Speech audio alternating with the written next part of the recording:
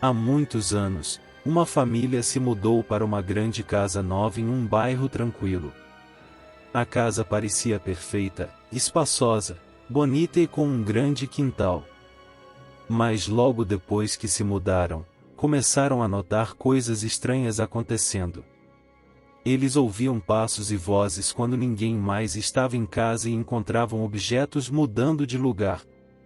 No começo, eles achavam que era só a imaginação deles, mas as coisas foram ficando mais intensas. Eles começaram a sentir uma presença estranha na casa, como se alguém estivesse observando-os. A mãe da família começou a ter sonhos estranhos e a filha mais nova dizia que via vultos no corredor à noite. Um dia, a família decidiu investigar a história da casa e descobriu que ela havia sido construída em um antigo cemitério. Muitas pessoas haviam sido enterradas lá, mas seus corpos nunca haviam sido removidos quando a casa foi construída. Os espíritos dos mortos estavam assombrando a casa, e a família percebeu que precisava fazer algo para se livrar deles. Eles chamaram uma equipe de especialistas em paranormalidade, que fez uma investigação completa da casa. A equipe confirmou que havia muitos espíritos na casa, e que eles estavam presos lá por causa do cemitério. A equipe tentou realizar uma sessão de exorcismo para remover os espíritos da casa, mas a atividade paranormal só ficou mais intensa. A família estava cada vez mais aterrorizada e decidiu que precisava sair da casa. Eles venderam a casa a um preço baixo, e a nova família que se mudou para lá também começou a experimentar atividade paranormal. A casa foi vendida várias vezes depois disso, mas nenhuma família conseguiu ficar por muito tempo.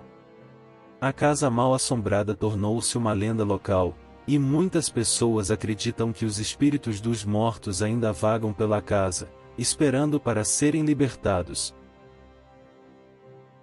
Há muitos anos, uma família contratou uma nova babá para cuidar de seus filhos enquanto saíam à noite.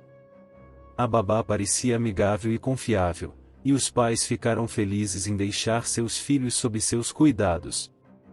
No entanto, quando voltaram para casa naquela noite, a babá parecia nervosa e agitada. Ela contou que alguém havia tentado invadir a casa e que ela tinha conseguido afastá-lo. Os pais ficaram agradecidos e atribuíram o incidente a um ladrão comum. Mas nos dias seguintes, coisas estranhas começaram a acontecer. A família começou a receber ligações telefônicas estranhas, e podiam ouvir respirações pesadas e sussurros do outro lado da linha. Eles também começaram a ouvir barulhos estranhos à noite, como se alguém estivesse tentando abrir as portas da casa. Certa noite, os pais voltaram para casa mais cedo do que o esperado e encontraram a babá mexendo em suas coisas. Ela parecia assustada e tentou sair da casa o mais rápido possível, mas os pais a confrontaram e pediram para ela explicar sua presença lá. A babá confessou que não era quem parecia ser. Ela era, na verdade, uma criminosa procurada que havia escapado da prisão e estava escondida na cidade. Ela planejava usar o emprego de babá para roubar a casa e fugir novamente. Os pais chamaram a polícia, mas a babá escapou antes que pudessem prendê-la.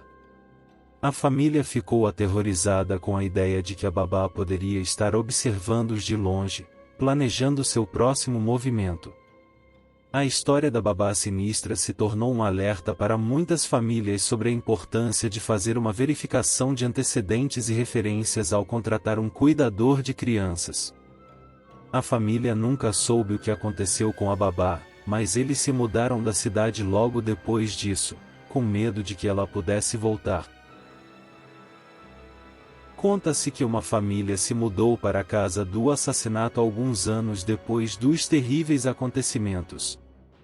Eles estavam felizes em ter encontrado uma casa espaçosa e bonita a um preço acessível. No entanto, desde o momento em que se mudaram, começaram a experimentar coisas estranhas. Os filhos da família começaram a se queixar de pesadelos horríveis e a sentir que estavam sendo observados o tempo todo. A mãe começou a ter sonhos vívidos sobre uma figura sombria caminhando pelos corredores da casa, enquanto o pai sentia uma presença assustadora sempre que estava sozinho. Um dia, a mãe estava limpando o porão quando encontrou uma caixa escondida em um canto escuro. Quando ela abriu a caixa, descobriu que estava cheia de fotografias antigas, recortes de jornal e outros objetos perturbadores relacionados ao assassinato que havia ocorrido na casa. Parecia que os proprietários anteriores haviam deixado esses objetos para trás. Depois de encontrar a caixa, as coisas só pioraram. A família começou a ouvir ruídos estranhos, portas batendo sem explicação e ver sombras se movendo pela casa. Eventualmente, eles decidiram que não poderiam mais ficar lá e se mudaram, mas a experiência nunca saiu de suas mentes. Embora a história da casa do assassinato possa ser apenas uma lenda, histórias como essa mostram como as casas podem ter um passado assustador e deixar uma marca indelével nas pessoas que vivem nelas. A tragédia do Monte Everest ocorreu em maio de 1996 e foi uma das piores tragédias na história da escalada da montanha mais alta do mundo. A expedição tinha como objetivo alcançar o cume do Everest, mas um conjunto de eventos infelizes e decisões erradas acabou resultando na morte de 8 pessoas.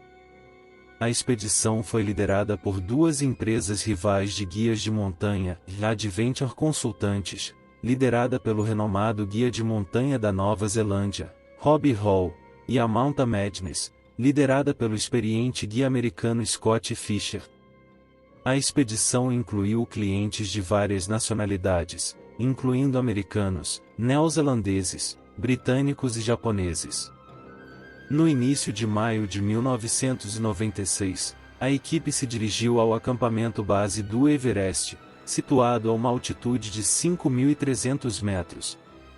Após várias semanas de aclimatação e treinamento, a equipe começou sua escalada para o topo em 10 de maio. No entanto, a escalada enfrentou dificuldades desde o início. As condições climáticas eram extremamente instáveis, com fortes ventos e tempestades de neve frequentes. Além disso, o grande número de equipes de escalada na montanha criou um congestionamento no caminho, o que levou a atrasos e a uma espera prolongada em altitudes elevadas.